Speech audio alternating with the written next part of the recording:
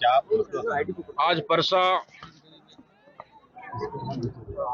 Parsa coal block आवंटन को लेकर जिस तरह से 2 दिन पहले यहाँ पे लाठीचार्ज हुई, उस घटना को लेकर हमारे प्रदेश के तमाम वरिष्ठ नेताओं के साथ, पूर्व मंत्री, पूर्व एमएलए, वर्तमान एमएलए के साथ, वर्तमान विधायकों के साथ हम लोग आए हैं ग्रामीण आदिवासियों के साथ चर्चा करने।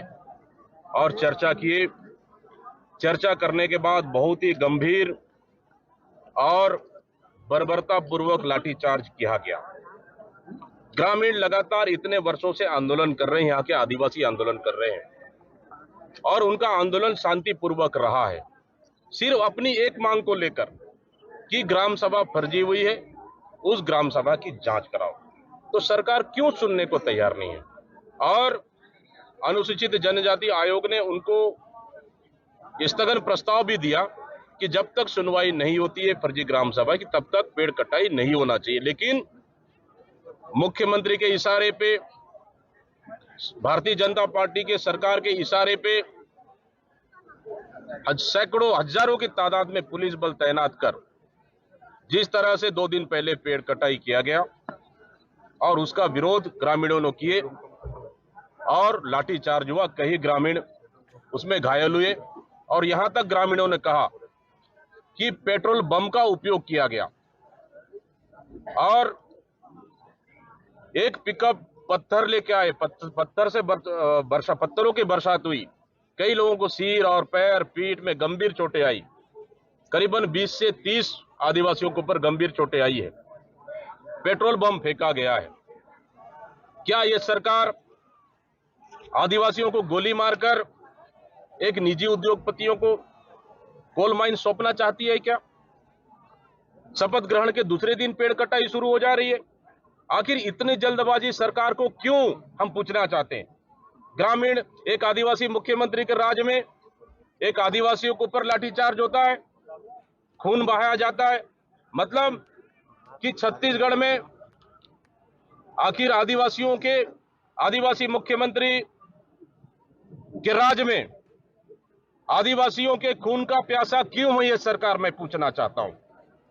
क्या आदिवासियों को गोली मारकर ये कोल आवंटन करना चाहती है, उद्योगपतियों को सौंपना चाह रही है? मुख्यमंत्री जी, आप राजधर्म निभाएं, ना कि किसी उद्योगपति का चाकरी करें। जिस तरह से शांतिपूर्वक आंदोलन को कुचलने का प्रयास किया है, कांग्रेस पूरी समर्थन करती है कि आदिवासियों के साथ है। और जो यहाँ के आदिवासी लगातार मांग कर रहे हैं कि फर्जी ग्राम सभा की जांच होना चाहिए, हम भी मांग करते हैं फर्जी ग्राम सभा की जांच होनी चाहिए।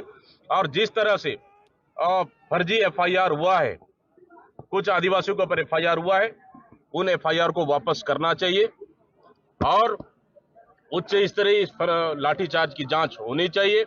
और जिस तरह से पेड़ कटे, जब तक सुनवाई पूरा नहीं होता है, जब तक ग्राम सभा की जांच नहीं होती है, ग्रामीणों की मांग पूरी नहीं होती है, तब तक स्थायी रूप से पेड़ कटाई बंद होना चाहिए। आज ग्रामीणों से चर्चा करने के बाद जिस तरह से घटना घटी, उस घटना का हम निंदा करते हैं। लेकिन हाँ, जिस तरह से, क्योंकि घटना पुलिस प्रशासन और आदिवासियों के बीच हुई, पुलिस प्रशासन में भी इंसान है, उनको भी अगर कुछ चोटें आई है तो उनके प्रति भी सहानुभूति मैं रखता हूं। लेकिन शासन को आपसी द्वंद्व नहीं कराना चाहिए।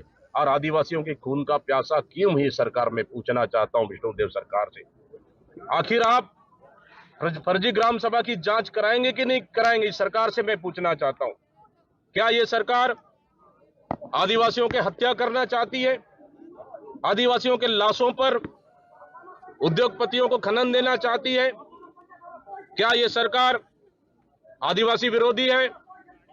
क्या यह सरकार मां के नाम एक पेड़ लगाओ और अपने बाप के नाम से पेड़ को काट लो, यही नीति अपनाई है क्या?